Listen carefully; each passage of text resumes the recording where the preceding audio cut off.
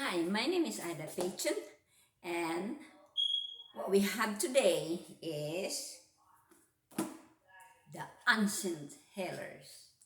This book is from Philippines. When the long time ago, we do not have a doctors. So, um, what they do is they just heal the people through the herbs. So I'm going to read it to you guys. So who want to go with me? Let's go inside the book. We're gonna find out what we have here on the um, inside of this book. The title with this is Way of Ancient Healers. That's the title. Way of Ancient Healers. I thought this is a backward. You can read it. It's like this. Or read it like this. Which ones? Let me see. It is backward there. If you read it like that. Uh, anyway, let's go read.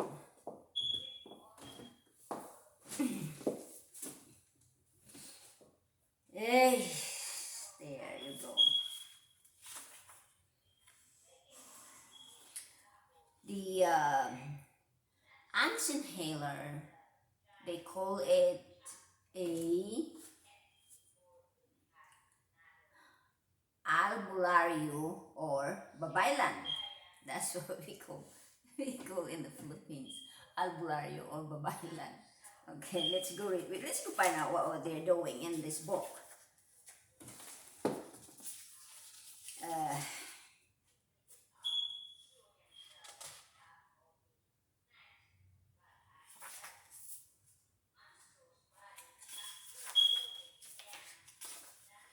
let's go to the chapter 1, chapter 3.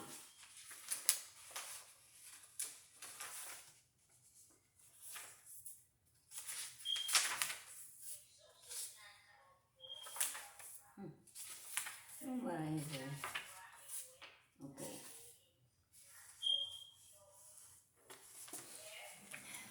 Sometimes the people ancestral ancestral journey, they can read your palm. That's why they call it they can read your palm, your future into your palm. Okay. I come from patrilineal and maternal bloodline of healers. Rosa de los Santos.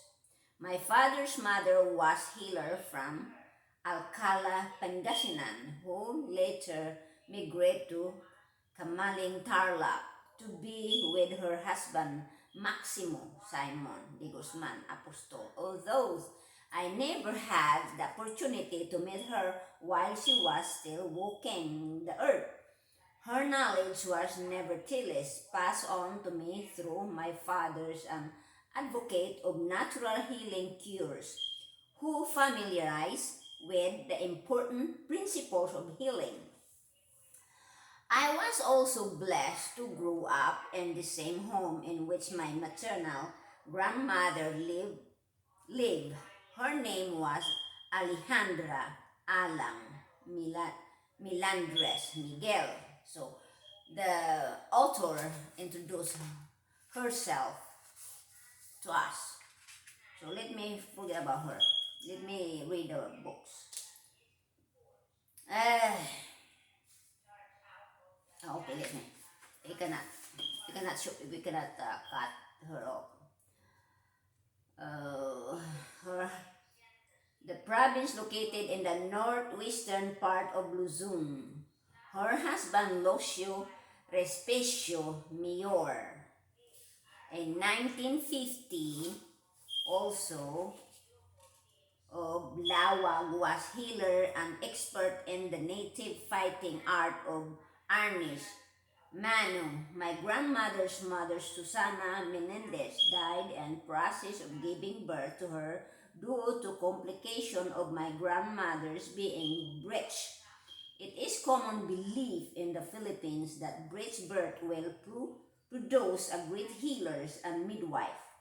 In my grandmother's case, fate was determined not only by the passing of this gift through the bloodlines but also by cultural and social expectation. It was at its root the sacrificial death of my great grandmother. Hundreds of lives would be born or healed at the hands of her daughters. My grandmother Apu Alam as well referred to my grandmother throughout this book. Apu, a title of reverence, okay, Apu, a title of reverence for an elderly, was an accomplished healer and midwife who gained the skill from her father, my great-grandfather's Leon Miguel, 1941, who was popular known as Ama Lakay, a title for a venerable elders. Ama Lakay was from Agunet, Dengras, now Pacifico, Marcos, located near the foothills of the Cordillera Mountains that extend throughout the eastern part of Ilocos Norte. As a traveler healer who provided an indigenous medical service to the people, Ama Lakay had his daughter accompany eventually assist him during his healing session and midwifery. Apo Alam practiced healing and midwifery to Isabela in 1930s. Her practice continued in Ilocos Norte and flourished in Isabela during their frequent trips between the two provinces in Isabela. They first settled in Vera, which is now Ruhas adjacent to the east, become intimate with people who call themselves Alaya and who occupy the mountain of foothills. Apu Alam consequently extended her healing works to this ethmolinguistic group with the coming of World War II. The resettled in the town of Nagilian, where she was responsible for pioneering traditional medicine and midwifery.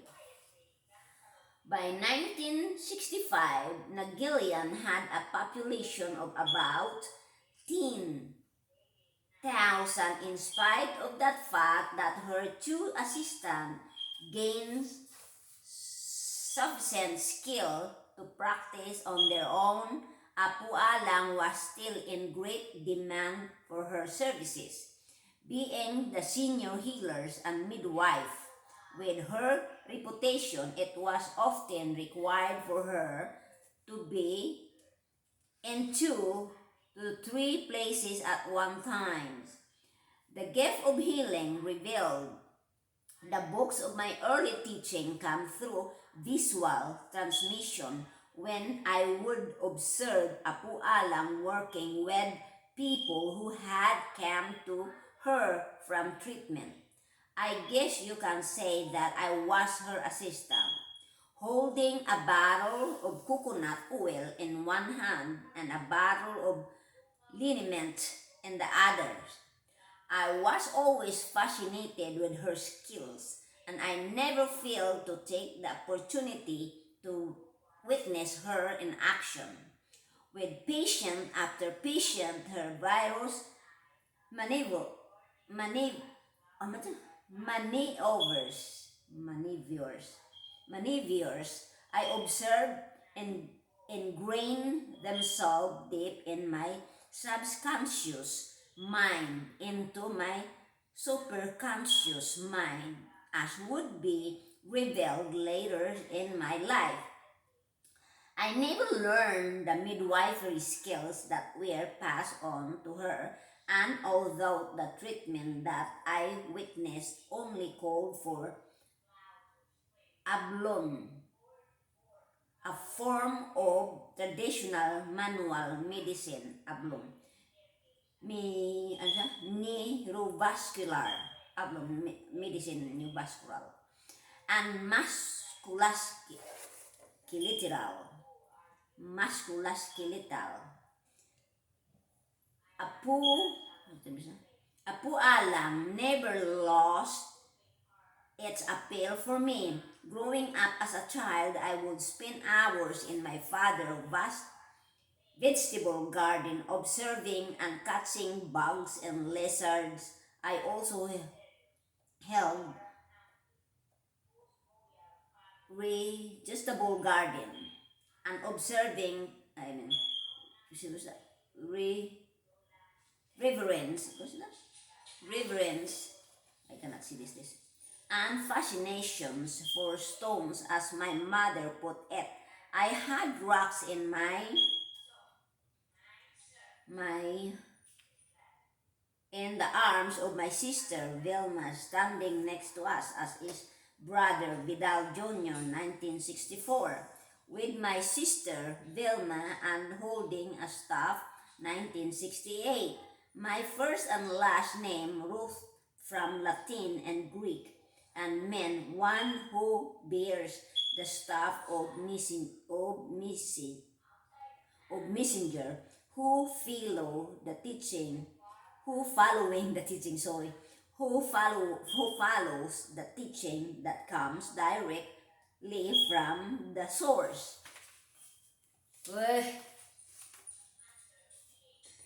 Okay. Held the art of my children steeped in me a love for a jungle's atmosphere and an interest in metaphysical properties and esoteric use of things found in nature. No doctors in the house. My first experience as healer took place in 1982 when I was 18 years old and freshman at the Adventist University of the Philippines, which was then called Philippines Union College. I was quietly reading a book in my dormitory room when my roommates rushed in carrying another roommate who was apparently injured. They were playing basketball when one of these sprained his ankle. Since neither the campus doctor nor nurses were on duty, they turned to me and asked if I knew what to do. Vision of Apu Alam treating her patient flashed my mind. With cold composure, I examined my roommate's ankles and then asked for a bowl of gingers, which was quickly retrieved from the campus store. After the crushing the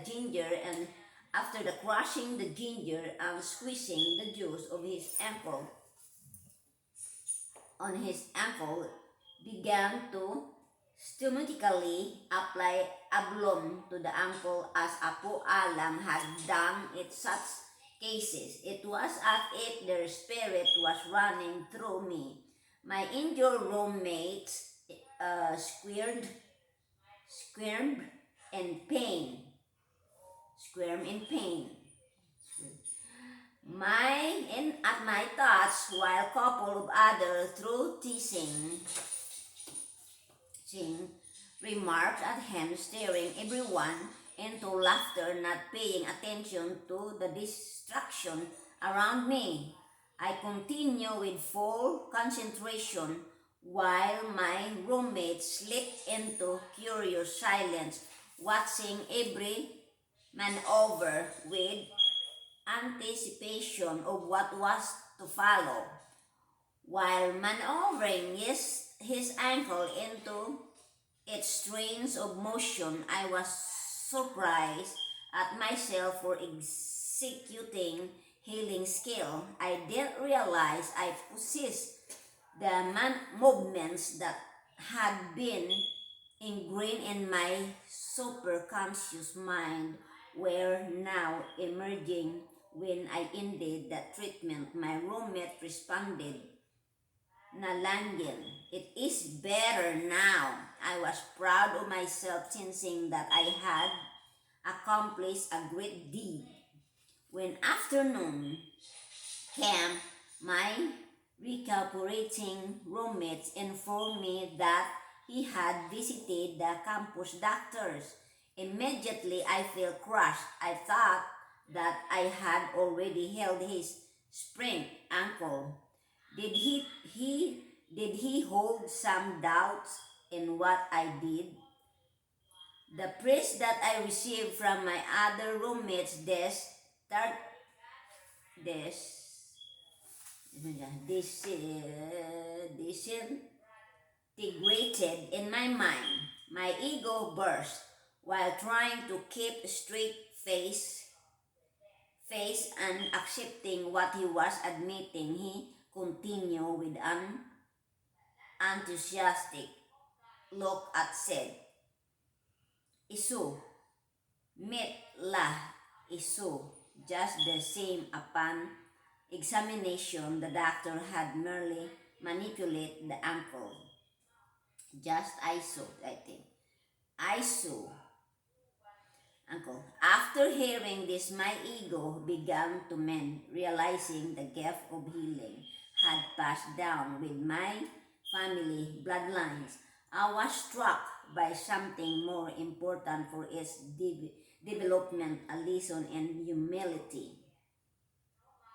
Our sociology class had an excursion at marine sanctuary, what was home to seal life such as fish, octopus, and sea cucumbers. One of our fellow classmates accidentally stepped on a sea urchin and embedding some of its spine in his foot. Our teacher told us that if we urinated on his foot, the urine would act as an antidote. So three of us, excuse me, of us males stood above his foot and attempting to realize flow of urine. Unfortunately, none of us had a full bladder, and our classmate had to wait for some else to urinate on his foot. As funny as it may have seemed, we walked away with a newfound knowledge of using urine. In my blood, about a year after my first healing encounter, a woman came to me and asked me to oblong her legs. Why was she asking me? I thought to myself. I told her to see Apu Alang, but she insisted that excuse me, that I do it because her problem required stronger hands despite my attempt in passing on the job.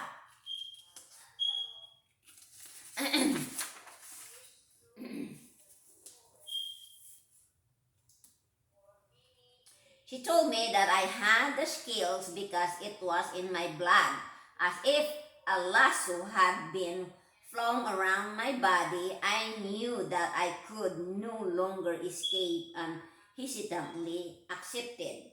After going through the motion on what I thought was right, she responded by saying, "Oh, oh, kitain, mayatin. Oh, kita mayatin. Oh, you see, it's okay now." I later learned that within the lineage of healers, it is strongly believed that someone down the genetic line is sure to inherit the same talents, similar to the family of musicians, and which the gift of music is passed down through the descendants. I have heard of other similar cases of people in need going to certain individual for healers, knowing that the gift of healing runs in their blood in spite of this individual being unaware that they had any potential to heal. The numerous spiritual encounters stories meet the story meet legend, the virus healers healing both physical and metaphysical ailments, and the event that took place all contribute to my outlook in life. These incidents, among others, eventually launched me into the physical and spiritual worlds of healing as practiced in my motherland, the Philippines Archipelago. The archipelago is early names. Historically, various names have been cited for the archipelago. Some are accepted among scholars, while others are disputed. Ironically, none Filipinos assigned to majority of these names as island group of what is now known as the Philippines was known among the early Chinese and Japanese merchants as part of Leo, Kyo, Leo, Chio, Lo, Cho, Lo, Cho, Leo, Kyo Island chain, which partially extended from northern Taiwan to the southern tip of Luzon. Leokeo was probably the same location described by the Japanese as Mishi, Mishiyama. Okay. The Philippine Archipelago consists of islands located in Southeast Asia, north of Indonesia, east of Vietnam, south of Taiwan, and northwest of Micronesia, courtesy of the General Libraries, the University of Texas at Austin. Three islands that included Taiwan, Luzon, a third which is possible. The Visayas Spanish Chronicles spoke of discovering the Liquos Island, the Revolution,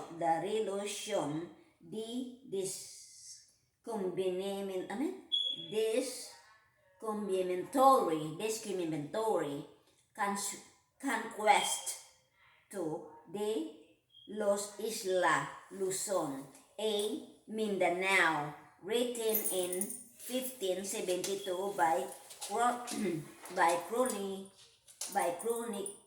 chronicler in an early expedition to the northern coast of Luzon, before that of Captain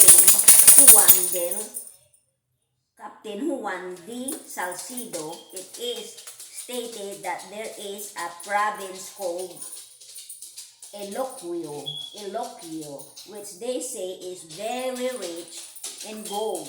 The Spaniards have not seen it yet. The Spanish had variants to the name Ilocos, pronounced Yucos in Castilian Spanish, Ilocos, and Yucos. Oh Lord, have mercy.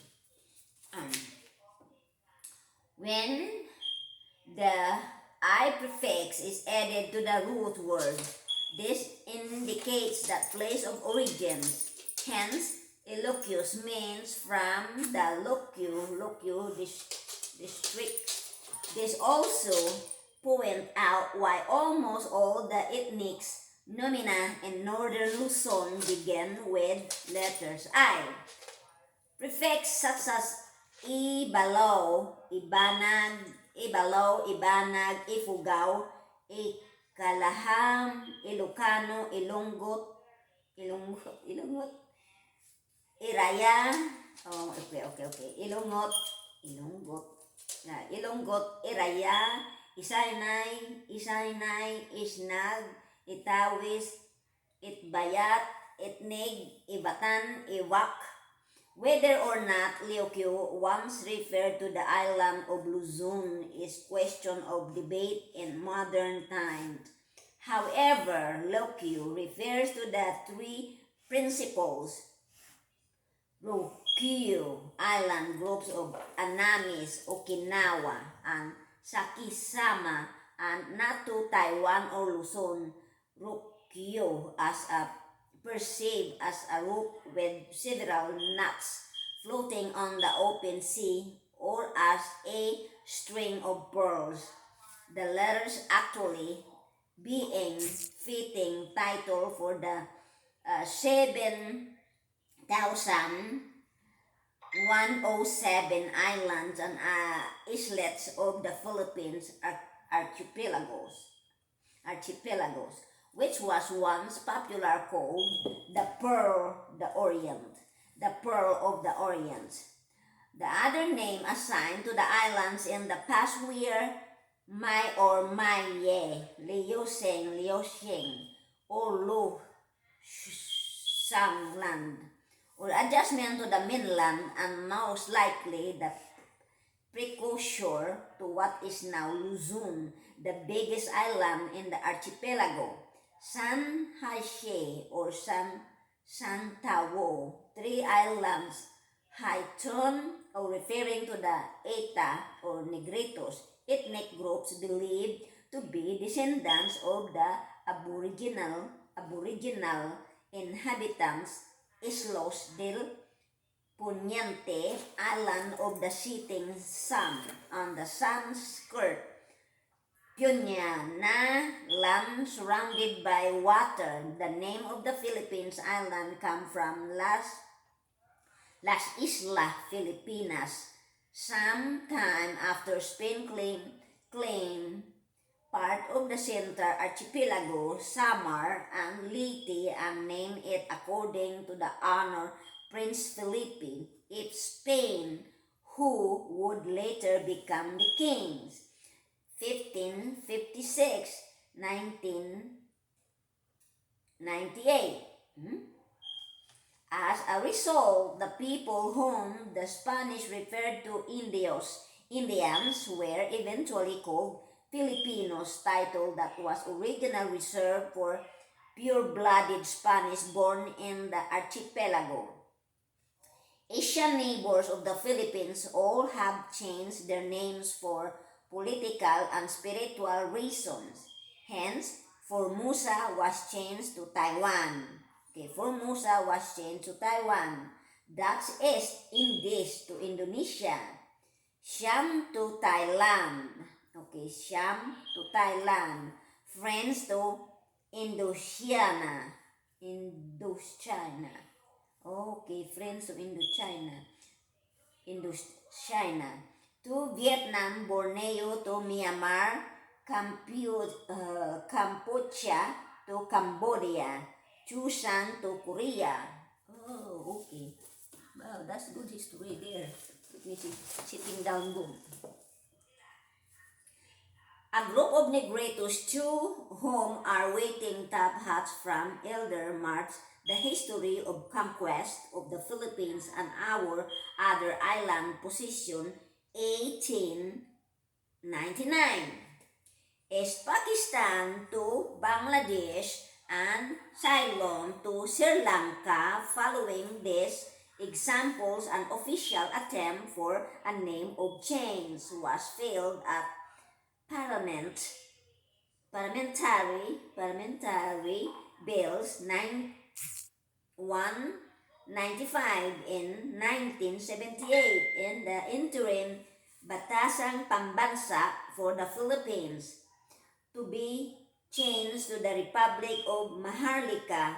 The main motive was to help held the psychological and social effect of the people resulting from 330 years of colonizing, which is still reflected in modern society and underlying historical stigma associated with the current name, as documented by E.D.U. Ilardi and the Maharlika Foundation. Prabhat Ranjan Sarkar Shira Annamurti, an Indian scholars, philosopher, spiritual teaching, philologist, and linguist say that Maharlika comes from the following Sanskrit derivatives: Maha, which in Sanskrit means good. La means a cup or container, like meaning small, and as a which is a feminine gender suffix together, that means small place. Oh, small place.